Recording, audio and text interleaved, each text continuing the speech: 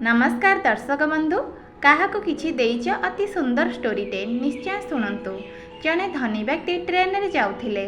सेही ट्रेन रे भिक मागुथिबा व्यक्ति जनक धनी व्यक्ति वेशभूषा को देखि कहिला, बाबू किछि मिलिबो? धनी व्यक्ति जनक संगे संग कहिले, तुमे केबे जीवन रे काहाको किछि देइछ? भिकारी जनक कहिला, ना बाबू, मो पाखरे कोन बा अछि मु देबी? धनी व्यक्ति जनक कहिले, तुमे जदि काहाको किछि देई नाह तेबे मु काहेकि तुमको देबी? भिकारी एकथा शुणी दुखी होईगला। संध्या बेलू से स्टेशन निकट निज घर को फेरीगला। रातिरे शोइबाकू चेष्टा कला किंतु निद हेला नहीं। सकाल उठी स्टेशन बाहर को गला। देखिला बगीचारे सुंदर फूल फुटिची। किछि फूल तोड़ी आनिला एवं यात्री मानक देला। फूल बदलरे जीए जहा दिए ताको आदर मुणी रे रखे। यात्री माने भी बहुत खुशी हुअंती। अन्य दिन अपेक्षा तार पैसा मते बढ़िबाकू लागिला। मने मने से धनी व्यक्ति को धन्यवाद देला। किछि दिन परे से भिकारीटी धनी व्यक्ति पुणी भेट होईगला। संगे संगे फूलटी बढ़ाई देला। व्यक्ति जनक पर्सरू 10 टंका ताकू देले एवं कहिले, जेउठू ए फूल आनिच तार जत्न नेउच ना नहीं?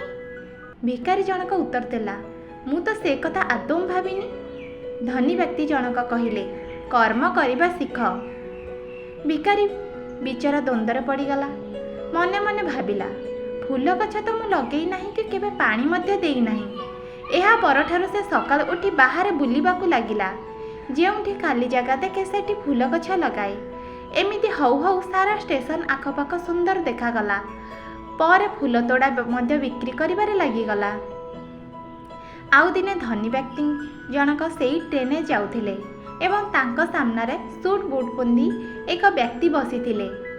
सूट बूट पिंधा व्यक्ति जनक से धनी व्यक्ति को पचारे, मते चिन्हि पारिले? धनी व्यक्ति कहिले, ना, किंतु मु आपणक सह 3 थर साक्षात कलिनी। धनी व्यक्ति कहिले, कार्य व्यस्तता जोगु मने नाही, कुहंतु केमिति जानले मते?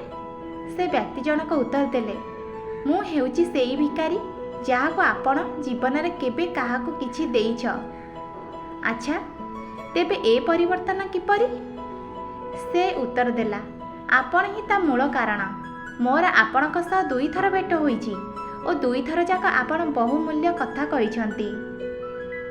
प्रथम हैला अन्य को देबा शिख, तेबे भगवान तुमको देबे। द्वितीयटी हैला कर्म कर, फल भगवान देबे। वीडियोटी संपूर्ण देखिथिबार आपण मानको बहुत बहुत धन्यवाद।